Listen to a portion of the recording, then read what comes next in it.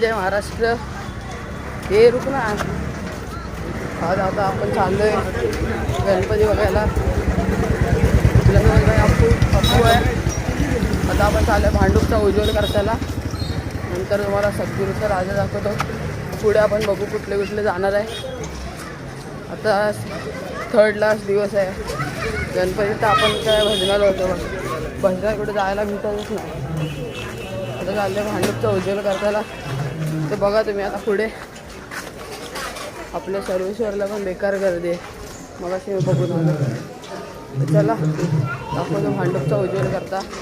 याची पूजा केल्यानंतर आपल्या घरामध्ये किंवा आपल्या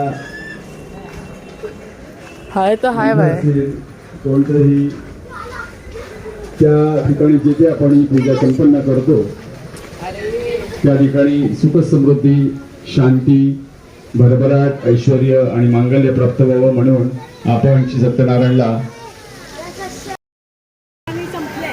जवळजवळ 50 वर्ष या ठिकाणी 50व्या वर्षामध्ये त्यांनी पदार्पण केलं.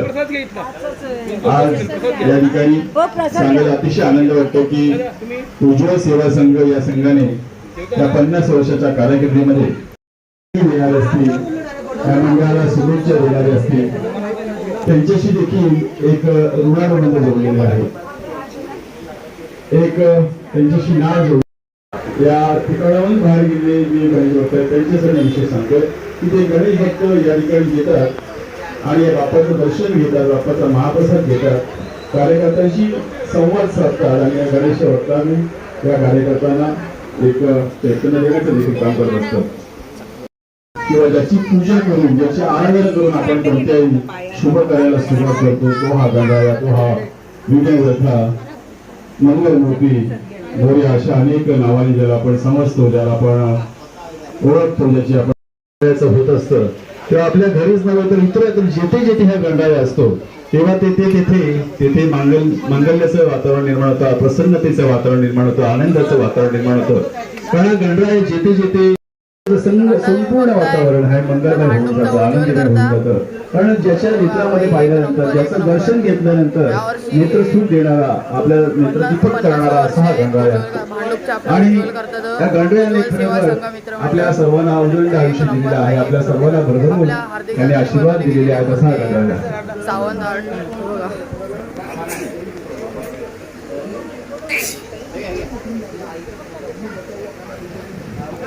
मूर्ती कशी वाटली आपल्याला कमेंट मध्ये नक्की सांगा. एक नंबर. आता आपण जाऊया सद्गुरू. त्याचबरोबर या उज्ज्वल सेवा संघाच्या 50 वर्ष मंडळाला शुभेच्छा देण्यासाठी, त्याचबरोबर गंडाळ्याला गंगाचं दर्शन घेण्यासाठी, सत्यनारायणचा महाप्रसाद घेण्यासाठी आपले व्हिडिओ शॉर्ट बाबाजी साहेब हे देखील या ठिकाणी आलेले आहेत. त्यांना देखील मंडळाच्या वतीने आम्ही हार्दिक शुभेच्छा देतो. आपल्या धर्मपत्नीसह आणि त्यांची छोटी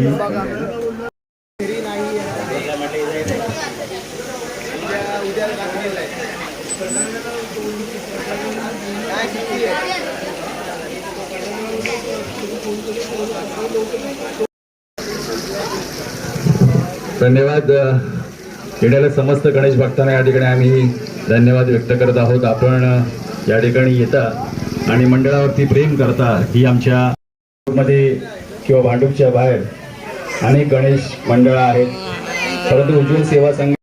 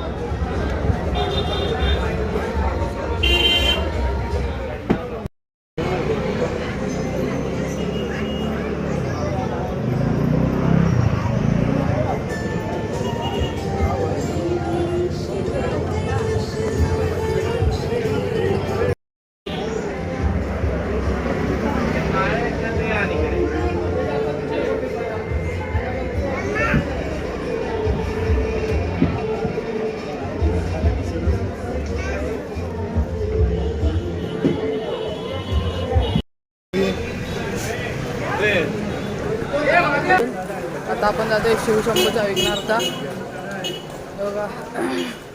बापू ज्यादा अंदर नाही आहे ना, हे जास्त लांब नाही आहे ना, पोचलं पण दिसतंय तुम्हाला दाखवतो. आणि आपलं बघा गणपती कसा एक नंबर आहे. मला तर फोटो बघून मला लय आवडला. आपण घेतलेला नारळ आणि केळी गणपती बाप्पाला द्यायला. बघा बॅनर बघा, शिवशंभो मित्रमंडळ, शिवशंभोचा विघ्नार्थ.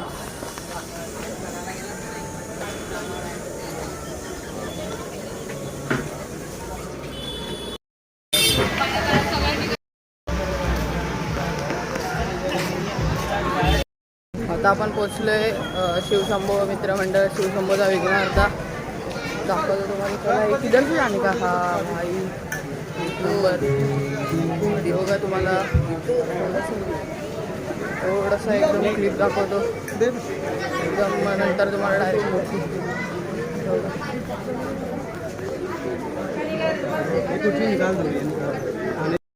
आता आपण पोचले शिवशंभोचा विघ्नार्थ. एक नंबर मूर्ती बाबा विचारूया.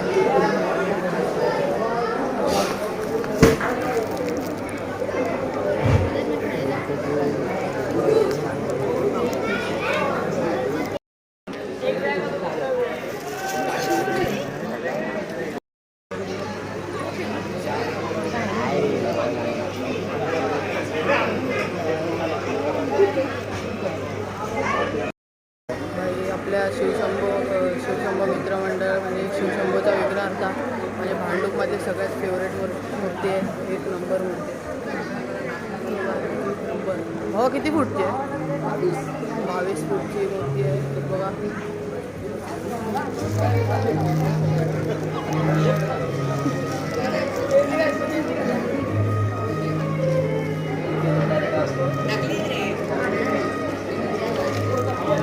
शंभू मित्रमंडळच्या इकडून, शिवशंभोच्या बाप्पाच्या इकडून आता आपला ब्लॉग इथेच संपतोय.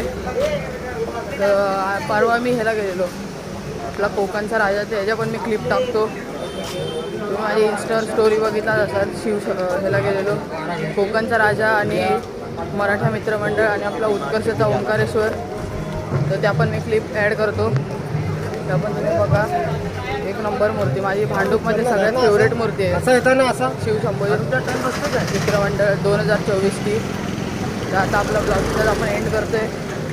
भेटू उद्या, बघू गेलो तर उद्याला आजचा दिवस आहे. परवा बाप्पाचं विसर्जन आहे 11 दिवसाच्या.